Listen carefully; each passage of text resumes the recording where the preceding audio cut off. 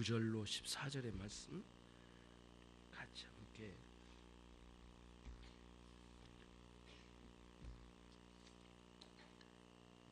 제가 먼저 그리고 여러분 한 절 14절까지 읽겠습니다. 이미 도끼가 나무 뿌리에 놓였으니 좋은 열매 맺지 아니하는 나무마다 찍혀 불에 던지우리라. 다시 하겠습니다. 10절을 같이 읽습니다. 시작.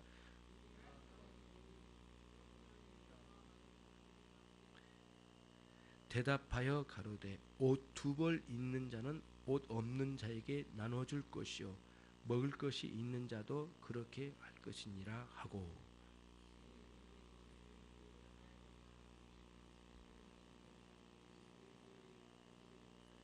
가로되 정한 새 외에는 능징치 말라 하고, 군병들도 물어 가로되 우리는 무엇을 하리이까 하매 가로되 사람에게 강포하지 말며 우화수사제 말며 받은 요를 족한 줄로 알라 하니라. 아멘.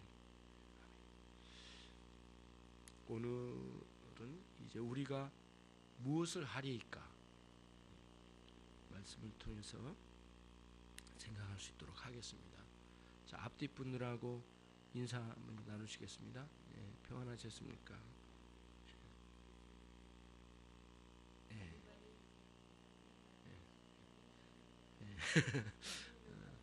네, 반갑습니다. 네. 네. 이제 설교 시작할게요. 시작해도 되겠죠? 여러분께서 오늘 본문을 읽으면 여러 가지 좀 마음에 걸리는 부분이 있을 거예요. 갑자기 이 말씀에 도끼가 등장하고 막 이렇게 되니까 뭐 뿌리에 놓여 있다 막 이렇게 굉장히 험악하게 들릴 수도 있겠습니다만은 본문을 그냥 그 단어 하나 때문에 또 그렇게 험악하게 이해할 일은 아닌 거라고 생각합니다. 물론 긴박함은 있습니다만은 날로 좀 꺼주셨으면 좋겠네요. 소리 때문에. 여러분 세례 요한이 설교한 그 말씀의 요지는 회개하라 천국이 가까웠느니라 이 말씀이었어요. 마태복음 3장 2절의 말씀에 세례 요한의 그런 외침이 있었고요. 그 다음에 마태복음 4장 17절에 아주 동일한 내용으로 우리 주님께서도 설교하셨어요. 회개하라 천국이 가까웠느니라 이렇게 말씀해 주셨어요. 자, 그러면은 우리는 이제 많이 의아심이 있습니다.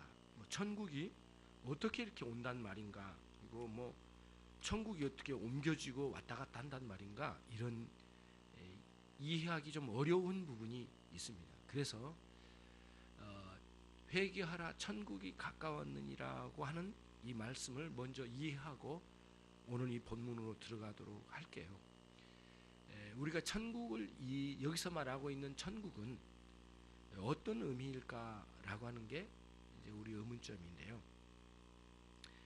여러분, 이 땅에서도 한 나라가 세워지려면 나라의 3요소가 잘 구성돼야 됩니다. 우선 땅이 있어야 됩니다. 그래야 나라가 세워지죠. 다음에 두 번째는 백성이 있어야 돼요.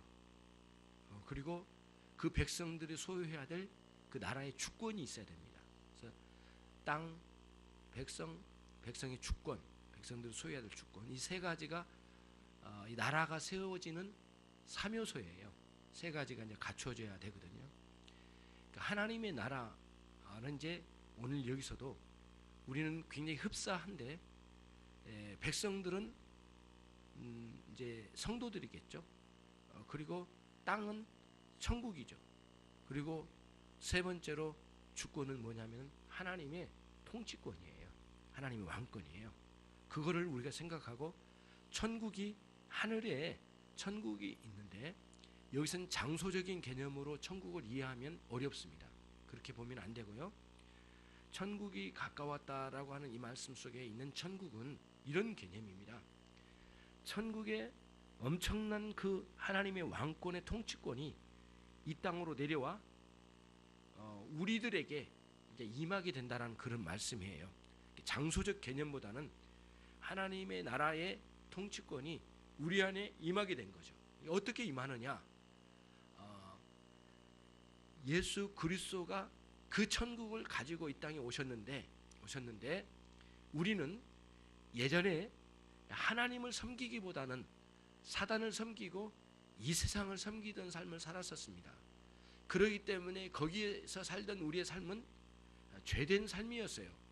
그렇기 때문에 그거를 버리고 회개할 때에 예수 그리스도 그분이 가지고 오신 천국이 우리 안에 임하게 된 것을 경험하게 된다는 사실을 말씀해 준 거예요. 내 마음과 영혼의 회개를 통하여 하나님의 놀라운 그 은혜의 통치가 우리 가운데 실제로 경험되어진 거 있죠. 그래서 우리가 은혜를 받으면 우리의 마음의 변화와 영혼의 변화를 통해서 우리의 인격도 변하고 우리의 삶의 목적도 변하고 그 다음에 세상을 보는 관점도 다르고 세상을 보는 가치관도 다릅니다. 예전에는 죄된 것이라도 내게 유익하다면 가치 있다고 봤는데 아무리 내게 유익된 거라도 죄된 것이라면 가치가 없고 아주 하찮고 보잘것없는 것으로 변화가 일어나는 가치관의 이런 변화들이 일어나게 되는 것이에요. 그래서는 예전에는 죄가 되더라도 부자가 된다면 그게 죄된 거라도 그냥 그걸 통해서 취하려고 우리가 혈안이 되었었는데 주님을 만나고 내 안에 천국이 임하게 되니까 의로운 통치권이 일어나게 되었어요. 그래서 여러분과 저의 마음과 영혼의 변화가 일어나니까 예전에는 그렇게 좋아 보이던 것이 이제는 죄된 것이라고 판단되어지니 이게 이제 내게 좋을 리가 없죠. 그래서 받아들이기 싫고 거부하게 되는 거죠. 그래서 잠시 내가 가난하게 살지라도 내가 억울하게 산다 할지라도 괜찮아요. 왜냐하면 내게 가치 있는 것은 무엇이냐면은 하나님의 나라의 위대한 이런 정의로운 세상을 원했던 것이고 또 그런 일이 올바른 의로운 일이 내 안에 일어난다면 나 크게 좋다 이거예요.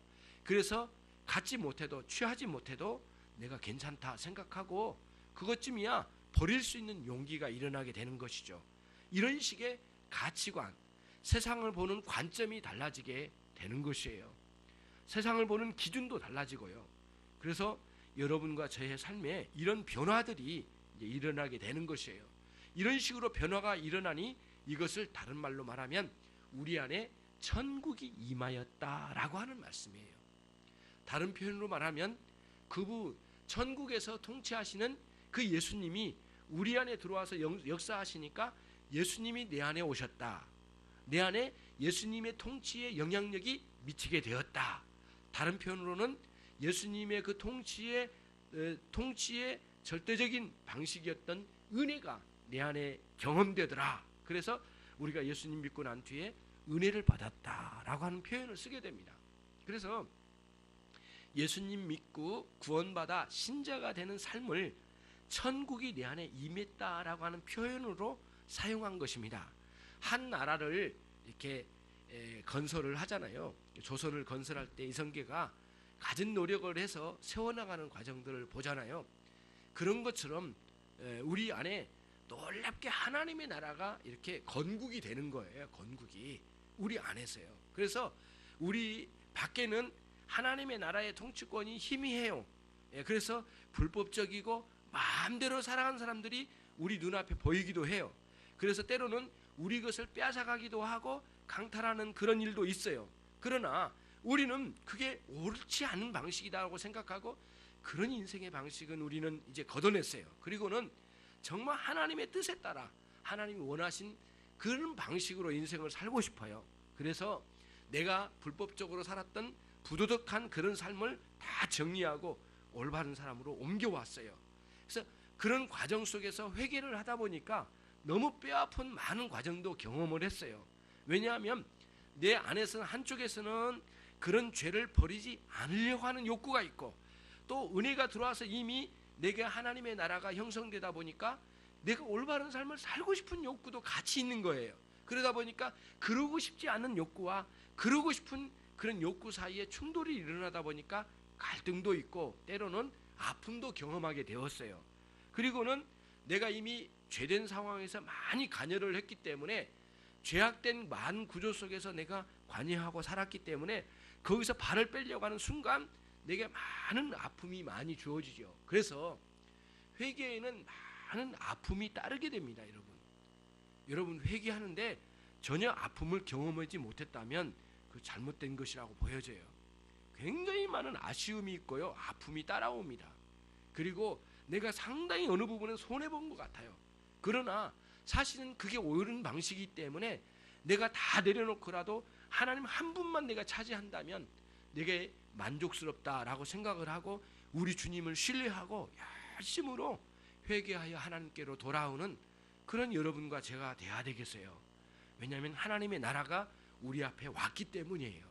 하나님의 나라가 이제 회개하는 사람들이 그 하나님의 나라를 경험하기 시작해요. 그래서 오늘은 설교 내용이 예수님 믿는 신앙생활은 하나님의 나라가 건국되는 그런 관점에서 설명을 해야 될 것 같아요. 그래서 마태복음 아까 3장 2절과 4장 17절에 있는 세례 요한이 회개하라 천국이 가까웠느니라 라고 하는 외침과 예수님께서 동일하게 회개하라 천국이 가까웠느니라 이런 설교의 아주 중요한 요점적인 내용들이 그런 의미를 가지고 우리에게 다가왔어요. 그래서 여러분과 제가 이제는 옛삶을 회개하고 돌이켜야 되겠어요. 돌이켜서 우리 주님이 내 인생의 주인이 되시고 예전에 죄가 내 인생의 주인이었다면 이제는 우리 주님이 내 인생의 주인이 되셔서 그분이 다스리시는 방식은 은혜의 방식인데 은혜를 우리 안에 심어주셔서 우리가 하나님을 향한 사랑이 이렇게 우리 안에 이렇게 우러나오게 되는 것이에요. 그래서 예수님을 믿는 방식이 억지로 끌려서 남의 강요에 의해서 신앙생활을 하는 것은 옳은 방식이 아니에요. 여러분 자원하는 마음, 기쁜 마음, 여러분들이 이렇게 우러나오는 마음으로 하나님을 섬기는 방식으로 돌이켜야 되겠어요. 이런 방식으로 신앙생활을 해야 됩니다. 여러분 억지로 하는 방식이 아니에요. 그래서 이제 이런 식의 이제 생각을 또 올 수 있어요. 억지로 하지 말라니까 오늘 마음이 안 생기니까 가지 말아야 되겠다 이런 생각을 한다면 여러분들은 죄에 끌려다니는 삶을 면치 못할 거예요. 그때마다 우리는 이게 옳은 길이 아니야 라고 생각되면 벌떡 일어나서 주님 앞으로 달려가려고 하는 그런 힘쓰는 노력들이 필요해요. 그런 순종하는 그런 적극적인 순종의 자리에 하나님은 더 많은 은혜를 많이 내려주실 거예요. 그래서 예전에 알지 못했던 은혜가 우리 가운데 임하게 될 것이에요. 이런 내용을 세례 요한이 광야에서 또는 광야 근처에 있는 동네마다 찾아다니면서 이걸 외쳤던 모양이에요. 그게 이제 세례 요한의 중요한 설교의 사역이었어요. 여러분. 그러니까 그런 관점으로 보면 세례 요한은 하나님의 나라의 전령 같아요. 전령. 그렇죠? 하나님의 나라의 명령을 이렇게 사람들에게 전달하는 전령이 있잖아요. 전령. 그 위에 사람 장군이 명령을 내리면 그 내용을 가지고 달려가 가지고 그 밑에 있는 다른 지도자에게 또 인도자에게 장교에게 이렇게 전달을 하지 않겠습니까? 그러면 그 장교가 현장에서 전쟁을 치를 때 위에 사령관이 전해준 그 명령을 받아서 전쟁을 치르게 될 거 아니에요. 그때 달려가서 전달해주는 전령과 같이 하나님의 나라의 그 명령을 세례 요한에게 주셔서 세례 요한은 그거를 광야에 외치는 자의 소리로 사람들에게 전달을 했던 것이에요. 그래서 천국과는 첫 번째 관문은 다른 게 아니에요, 여러분. 옛 죄를 회개하고 예수 그리스도를 마음에 영접하는 거예요. 그런 방식으로 살아가는 거예요. 그래서 천국의 첫 번째 관문은 회개예요, 회개. 그리고 끊임없이 그 천국을 누리는 방식은 무엇이냐면은 믿음으로 우리 주님을 붙드는 것이고, 그리고 회개로 지금 내 안에 있는 죄와 죄의 근성들을 끊임없이 회개하며 날마다 새로워지는 것이에요. 그래서 천국은 어느 한 날만 잠깐 누렸다가 사라지는 것이 아니고요, 일생 동안 우리가 맛보면서 천국을 누리다가 하나님 우리를 그 저 천성으로 불러가실 때, 그때 우리가 천성에 가면 직접 이제는 천국을 마음껏 누리게 되는 것이죠. 그래서 우리 교회 생활은 다른 게 아닙니다. 교회 생활은 그냥 예배만 드리는 게 아니에요. 교회 생활은 천국을 맛보는 그 맛보기에 그런 순간에 우리가 온 거예요. 그래서 함께 천국을 맛보고 그 은혜를 맛보고 또 그 맛본 그 기운으로 그 힘으로 우리가 밖으로 나가서 사는 거예요. 당당하게 가슴을 활짝 열고 이제 당당하게 정의롭게 살아가는 거죠. 그래서 누가 유혹을 해서 야 이거 사기치는데 우리 같이 한번 해볼까? 안 된다 말할 수 있어야 되고 있고요. 다른 죄의 유혹이 올 때마다 그건 아니라고 단호하게 말하고, 그리고 너도 바른 길을 가라고 자신 있게 말할 수 있는 사람들이 돼야 되는 것이죠. 이게 회개한 신자들에게 있는 아주 당당한 삶이에요, 여러분. 여러분들이 그것을 여러분과 제가 갖춰 나가는 끊임없는 삶이 계속 돼야 될 줄로 믿습니다. 그러면 이제 우리는 이런 상황이 됐어요. 세례요한이 회개하라 천국이 가까웠느니라 라고 하는 이 말씀 속에서 가까웠다라고 하는 것은 여기 왔다라는 뜻이에요. 지금 이 내 앞에 와 있다라는 거예요. 와 있으니 회개하여 경험하여 그 속으로 들어가라는 거예요. 이제 그런 말씀인데 굉장히 긴박한 상황이거든요. 굉장히 긴박한 상황인데 그 긴박한 상황을 이렇게 전하면서 거기에는 이제 여러 가지 내용이 나와요. 예수님이 오셨다라고 하는 사실도 알릴 뿐만 아니라 너의 죄를 회개하라. 그리고 예수님의 그 용서의 은혜를 네가 입어라. 이렇게 전하기도 하지만 또 하나가 있어요. 뭐가 있느냐면은 만약에 너희가 예수님을 마음에 영접하여 구원에 이르지 않으면 너희는 반드시 심판을 받는다. 그 심판이 지금 여기에 왔다. 지금 그거를 여기서 설명을 해요. 그러다 보니까 9절의 말씀이 이제 도끼도 등장하는 거예요. 도끼가 너무 살벌하죠. 도끼가 등장해가지고 뭐 무슨 도끼까지 막 이렇게 이제 생각이 되는데 9절을 같이 한번 여러분과 함께 읽어보도록 하겠습니다. 시작. 이미 도끼가 나무 뿌리에 놓였으니 좋은 열매 맺지 아니하는 나무마다 찍혀 불에 던지우리라. 러시아로 읽으시니까 같이 감사합니다.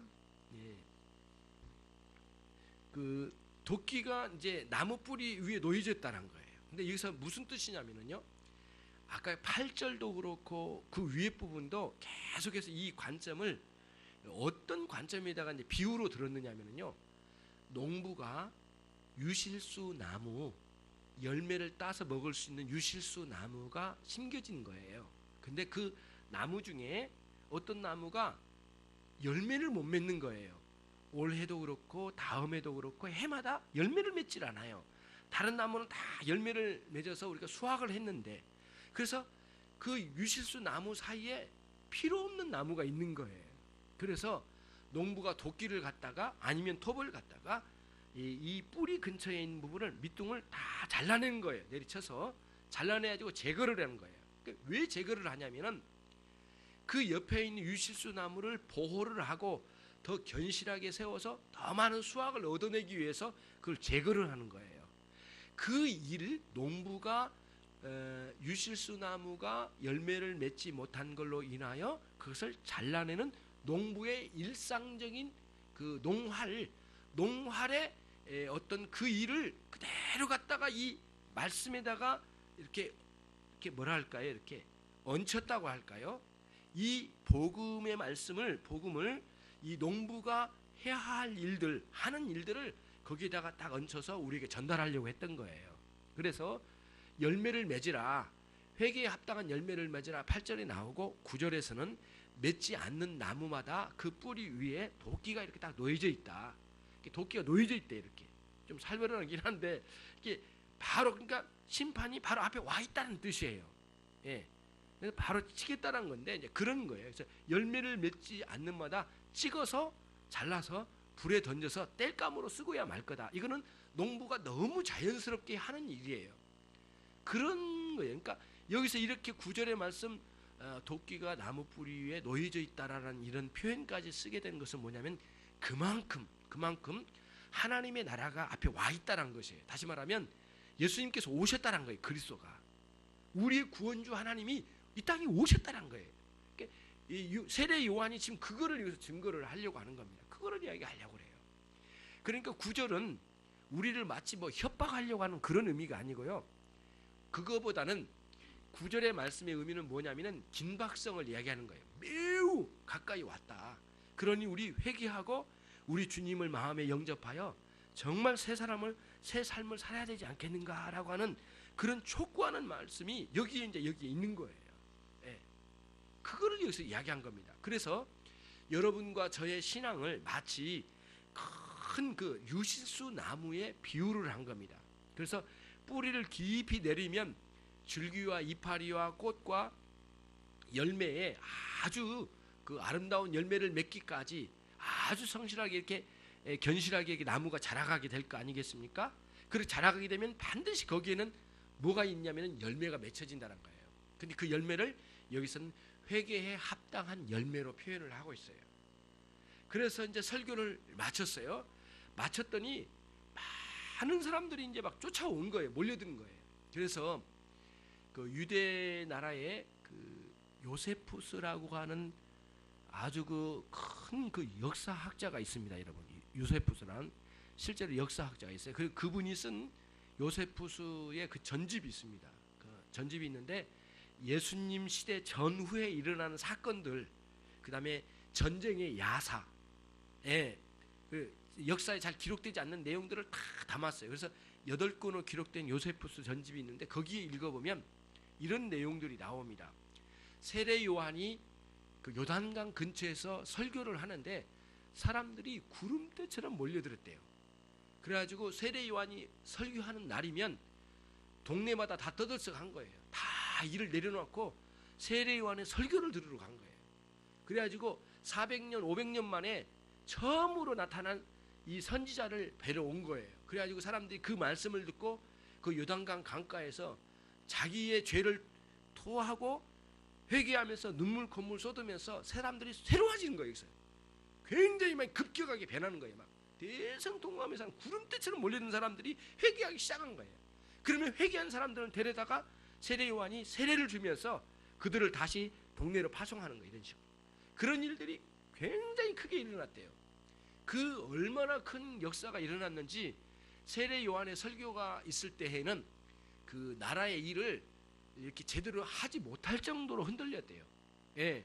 그 나라에서 무슨 일을 해서 야 이거 모아서 우리 이거 하자, 우리 모여서 하자, 이 일이 잘 진행되지 않을 정도로 이렇게 나라가 휘청휘청했다는 거예요. 그러니까 헤롯 왕이라고 하는 헤롯이라는 왕이 막 겁을 먹은 거예요. 그래서 어떻게 하든 이런 정적을 이제 가면 갈수록 세례 요한이 자기의 왕권에 도전하고 하는 그런 일들까지 있고 막 그러다 보니까 굉장히 겁을 먹어가지고 나중에는 세례 요한을 죽이고 싶었다고 그래요. 나중에 결국에는 세례 요한이 순교당해서 죽게 된 일들까지 있었지 않았습니까? 이제 그런 과정 속에 있는 거예요. 본문을 읽을 때 그런 관점으로 읽어볼 필요가 있어요. 그래서 오늘 여러분은 이제 이렇게 생각을 해야 됩니다. 여러분과 제가 오늘 내가 일생의 마지막 설교를 들을 수 있다, 막 이런 생각까지 하면서 정말 내가 회개해서 진정한 그리스도인 되어야지, 내가 이렇게 허울 좋게 기독교인의 모양만 갖춰서는 안 되겠구나. 유대인들이 8절에서 말하고 있는 것처럼 나는 아브라함의 자손이야, 우리 조상은 아브라함이야, 그러니까 아브라함이 구원받았으니 나도 구원받는 거 아니겠는가?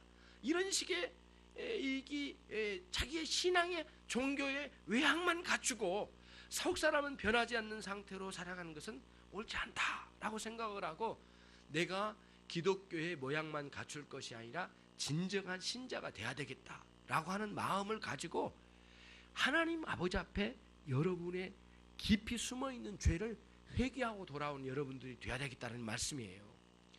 여러분이 회개하지 못한 이유가 있어요.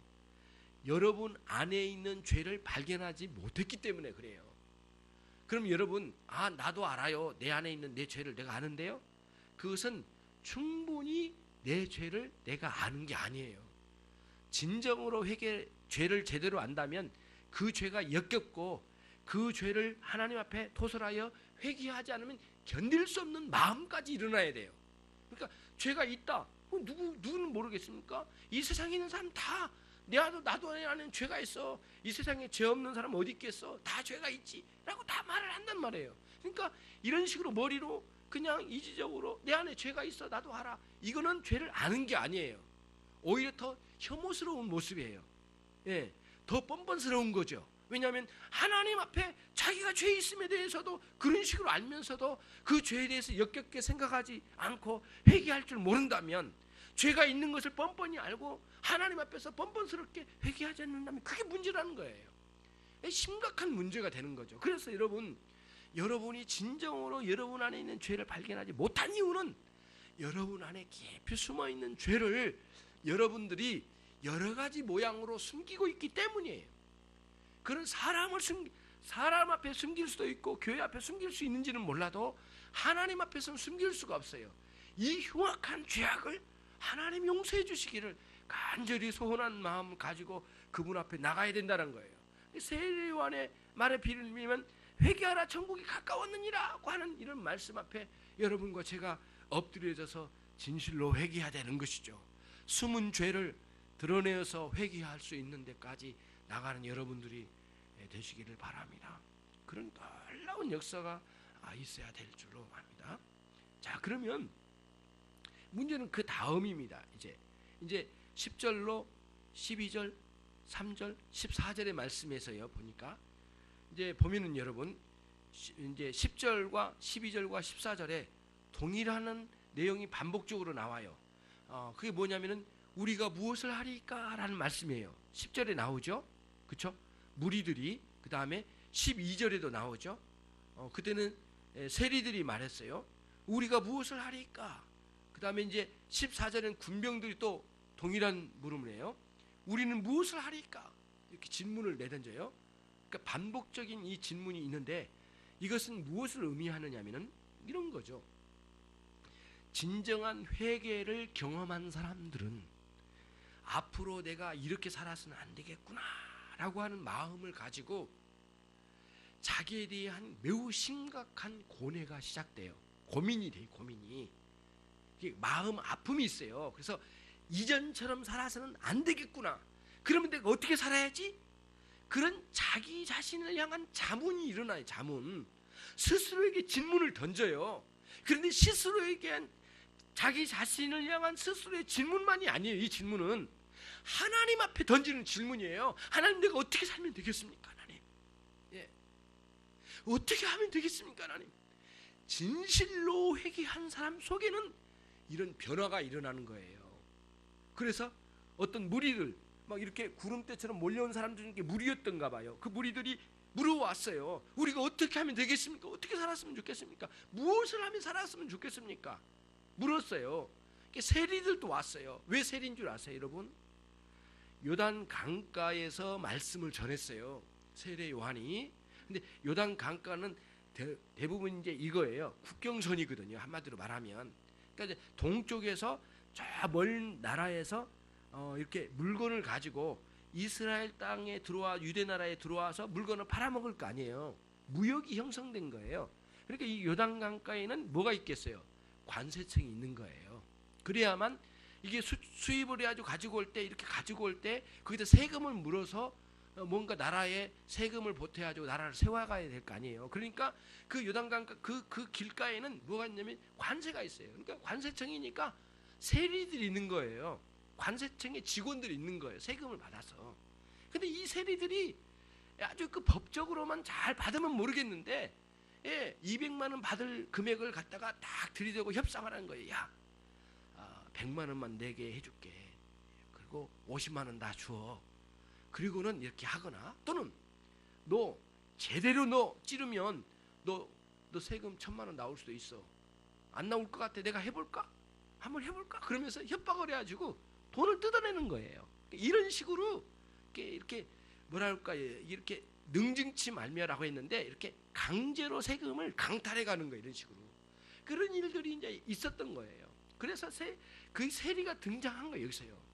국경선이니까 또 거기에 군인들도 또 국경선만 아니더라도 군인들이 많이 거기에 있었던 모양이에요. 그러니까 군인들까지 나와서 이제 뭐랄까 이제 회개하가 시작하는 거예요. 그리고는 묻기 시작하는 거예요. 그러면서 동일하게 일반적인 무리들도 그렇고 세리들도 그렇고 군인들도 그렇고 동일하게 물었던 질문은 우리가 무엇을 하리까예요. 심각한 회개 이후에 어떻게 살아야 될지에 대한 고민이 들어오게 되는 거예요. 옛날 방식으로 살아서는 안 되는 거예요. 삶의 방식, 가치관이 달라졌다고 그랬잖아요. 보는 관점이 달랐어요. 완전히 다른 거예요. 그런 변화가 내면에 막 일어나는 거예요. 그것을 매우 자연스럽게 토해낸 내용이 10절로 14절의 말씀이에요. 이구동성으로 이야기하는 거예요. 우리가 무엇을 하리까? 나는 이제는 어떻게 살아야 되죠? 진정한 회개의 삶에 그런 변화가 일어나게 된다, 그런 말씀이에요. 예. 그것을 오늘 우리가 생각을 해야 되겠습니다. 그래서 여러분들이 진정으로 회개가 일어났는가라고 하는 것은 뭘 통해서 알 수 있느냐면은 그런 삶의 전격적인 변화가 일어난 걸 통해서 알 수가 있어요. 그러니까 말로만 나 회개했다, 예? 말로만 번드르하게 나 회개했다, 나 기독교인이다 이렇게 말을 할지 몰라도 삶으로 나타내지 않는다면 그게 회개한 사람이겠는가? 진정을 회개라고 말할 수 없단 말이죠. 그러면서 세례 요한이 그거를 강력하게 증거를 하는 것이었어요. 그 얼마나 강하게 성령의 역사하심을 통하여 임하였는지 사람들이 막 울며 불며 벌벌 떨면서 회개가 터지기 시작하고 나는 어떻게 살아야 됩니까? 라고 질문이 나오기 시작한 거예요. 굉장히 놀라운 변화가 아닐 수가 없어요, 여러분. 자, 그러면은 이런 겁니다. 이제 그러면은 10절과 14절의 내용을 보면 무엇을 해라고 하는지를 한번 보자고요, 여러분. 자, 봅시다. 11절에 이제 나옵니다. 무엇을 해라고 했냐면은 무리들에게 옷 두 벌이 있는 자는 옷 없는 자에게 나눠줘라, 이겁니다. 당시의 옷은 굉장히 비싼 가격이었을 거예요. 오늘날처럼 막 엄청나게 기계를 찍어내는 그런 시대가 아니기 때문에 한 벌의 옷은 굉장한 가치가 있는 거거든요. 예, 그런 시대였거든요. 그런데 두 벌 갖는다는 게 쉽지는 않겠지만 아무튼 두 벌 있는 자는 한 벌은 나눠줘라는 거예요. 나눠주라는 거예요. 심지어 먹을 것도 일반적이에요. 자, 그다음 세리들에게는 뭐라고 했어요? 이제는 너희들이 정한 세금 외에 또 다른 것을 강탈해 가지 말라, 능징치 말라, 그런 짓을 하지 말라.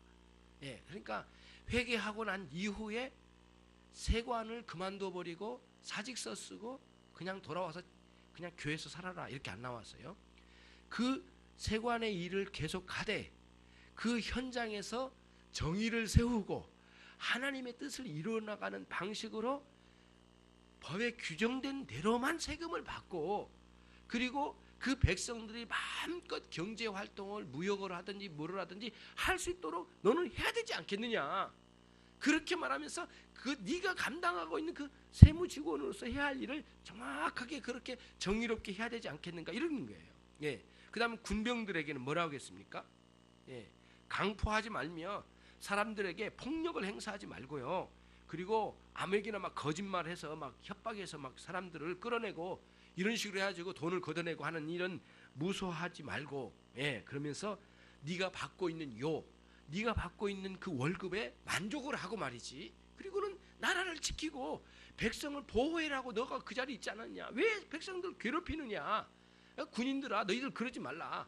그러면서 너희들이 네가 지키고 있는 그 근무지가 어딘지는 몰라도 근무지에서 그런 삶을 통하여 정의가 뭔지, 하나님의 나라가 임하는 것이 무엇인지, 회개한 삶이 무엇인지, 기독교인의 삶이 무엇인지를 거기서 드러내는 거예요. 예. 교회에서만 드러내지 말고요. 예. 그런 의미거든요. 그러니까 주부는 주부로서의 가정에서 드러내야 될 그 나름대로의 회개한 삶을 보여줘야 되고요. 학생은 학생으로서, 그렇죠? 직장인은 직장인으로서, 사업자는 사업자로서 그 사업장에서 그 직원들에게, 고객들에게 향하는 이런 삶의 현장에서 어떻게 변화가 일어나야 될지를 보여준 거예요. 여기서 세리가 하는 일이나 군병이 하는 일을 그 일반화시켜서 똑같이 하는 일은 아니겠죠. 그러나 분명히 우리는 알 수 있는 건 뭐냐면은 일반적으로 우리가 내가 감당하고 있는 그 일을 감당하면서 하나님의 뜻을 구현해내야 돼요. 드러내야 되는 거예요. 그렇지 않으면 안 되는 거예요. 그렇지 않으면 그 사람이 회개한 사람이 아니라는 거예요. 그러니까 여러분 교회에서만 회개의 눈물 콧물 짜면 안 되죠. 어디예요? 삶의 현장으로까지 들어가서 그게 드러나야 된다는 거예요. 예. 그러니까 어떤 사람 이런 사람이 있어요. 교회에서만 회개하고 삶에서 안 드러나니까 사람들이 그래요. 야, 저게 기독교인이냐 저게 기독교인이냐 말이지. 그러니까 개독교잖아. 막 이렇게 욕하잖아요. 막 욕해야 되는 거예요. 너무너무 썩은 거예요. 이 삶을 보니까. 교회에서는 무슨 회개를 했는지 알 수 없다. 우리가 볼 때는 너희들은 아무것도 아니다. 기독교인이 뭐냐 그게. 이렇게 비난을 막 쏟아놓는 거예요. 그게 어떤 면에서는 우리가 귀담아 들어야 될 부분도 있어요. 여러분. 그런 변화예요. 자, 제가 그러면 왜 세례 요한은 그들에게 회개하는 그 사람들에게 그 삶의 현장에서 일어난 일에 대해서 언급을 할까? 요거를 한번 생각을 해보자고요, 여러분. 예. 물론 쉽게 말하면 그 변화를 통하여 너의 진정한 회개가 뭔지를 드러내라고 하는 표현이겠지만 우리가 이제 생각해야 될 게 한 가지가 이제 있어요. 왜 가장 끝부분에 있는 삶의 가장 어찌 보면은 교회에서 가장 끝부분 그리고 종교 활동에서 가장 끝부분에 있을 것 같은 그 삶의 현장의 부분을 언급할까의 문제예요. 이제 병원에 갔습니다. 병원에 갔는데 의사 선생님이 이런 이야기를 하더라고요. 여러분 잘 귀담아 들어보세요. 병원에 갔는데 의사 선생님이 그러시더라고요.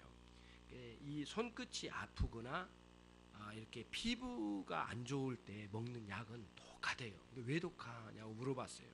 거의 뭐 알 것 같긴 한데 정확하게 물어보려고 그때 의사 선생님이 하는 말씀이 그래요.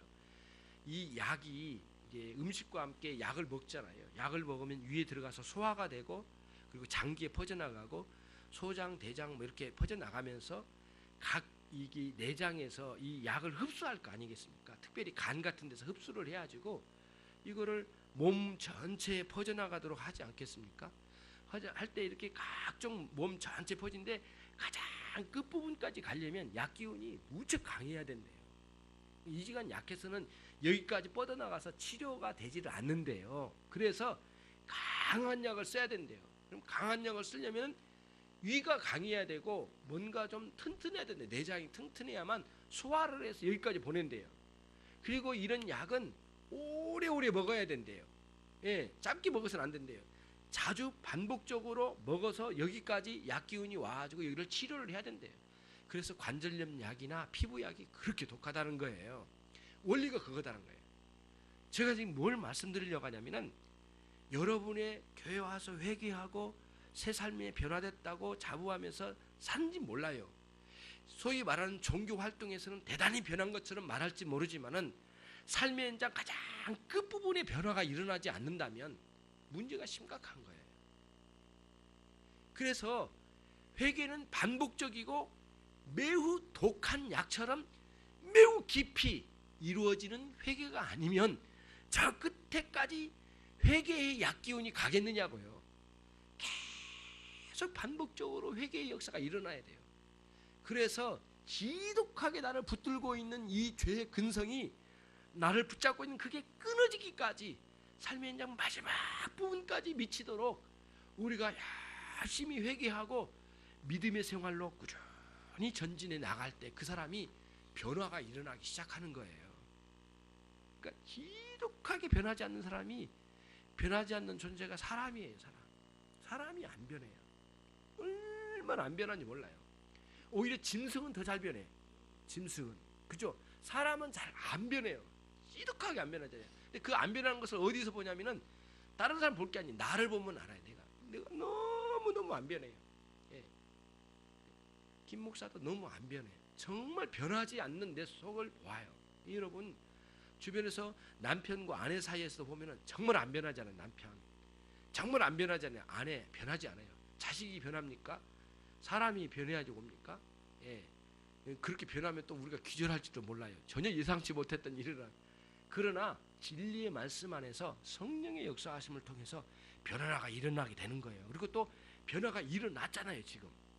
지금 이 물어온 사람들은 여기 질문해 온 사람들은 뻣뻣하게 변하지도 않으면서 질문한 게 아닙니다. 회개가 터져가지고 완전히 자기의 이 인간의 욕망이 무너지고 있죠. 자기 아집이 무너지고 자기 뜻대로 살려고 했던 삶이 와르르 무너지고 회개가 터진 사람들입니다. 이 사람들이. 그 사람들이 질문을 한 겁니다. 지금 아무나 질문한 게 아니에요. 그 사람들이 무너졌어요. 그리고 이렇게 변화가 일어났던 거거든요. 사람이 변하지 않는 건 아니에요. 그러나 정말 변하기 쉽지 않아요. 그러니까 오로지 우리 주 예수 그리스도의 성령의 놀라운 역사하심을 통하여 이런 변화가 일어나게 되는 것이에요. 그래서 세례 요한이 여기서 그 삶의 끝부분, 가장 삶의 현장에서 일어나고 있는 일이 어떻게 일어나야 될지를 아주 정확하게 현실적으로 세례 요한이 언급을 하고 있는 거예요. 한 가지만 더 하고 말씀을 정리를 해볼게요. 이런 겁니다. 여러분, 회개를 한다고 하는 것은 자신의 죄를 회개하잖아요. 그런데 진정한 회개는 밖으로 그 회개의 영향력이 밖으로 흘러나가서는 사람들에게 사랑으로 드러납니다. 사랑으로. 왜 그럴까요? 왜 이런 현상이 일어나냐면은, 그러니까 진정한 회개는 사람들에게 사랑으로 드러내는 데까지 나가야만 진정한 회개라는 거예요. 그래서 여기서 보면은 사람들에게 이제 옷을 나눠줘라. 두 벌 있는 옷을 한 벌은 사람들에게 나눠줘라. 또 음식도 그와 같이 해라. 이렇게 되어 있거든요. 그래서 옷을 줘라. 뭐 이렇게 그런 일반화 시키기는 참 어려워요.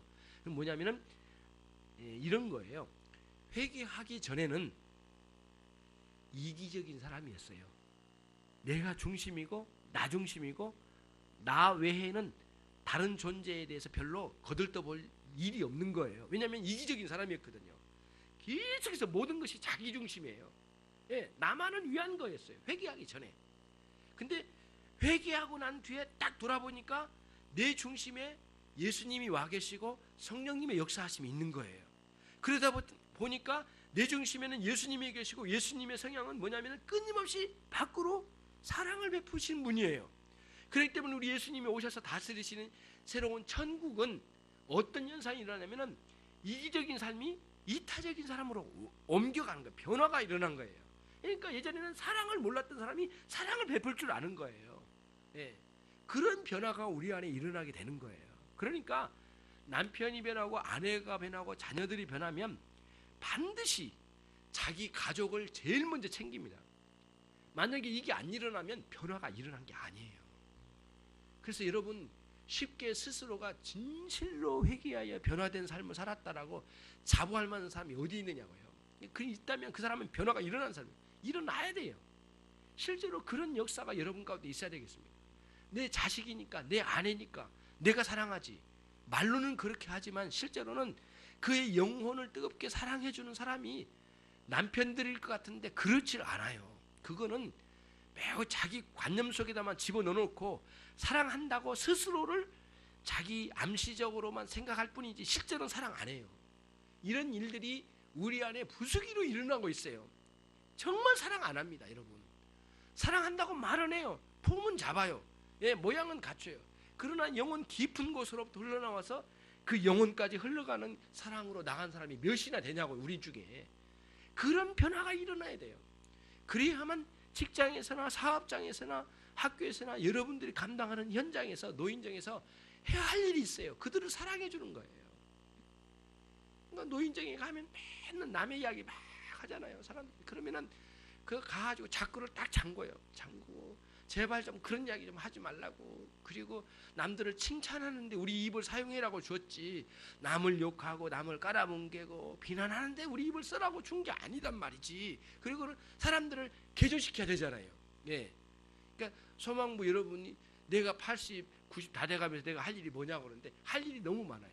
가서 자꾸를 잠그는 거예요. 잠그고 가서 진짜 올바른 말을 할 때 자꾸를 열어주고 말이죠. 그렇게 해서 정말 말도 조심해야 된다. 이렇게 해서 사람들 따둑거리면서 이렇게 정리를 해주고 올바른 길을 인도해주고 끌어안아주고 그 약한 사람 탁 세워주고 말이죠. 그리고 좌절한 사람이 많아요. 가족이 세상을 떠나고 정말 이렇게 몸은 아파오고 그러니까 너무너무 하루하루 맨날 좌절하잖아요.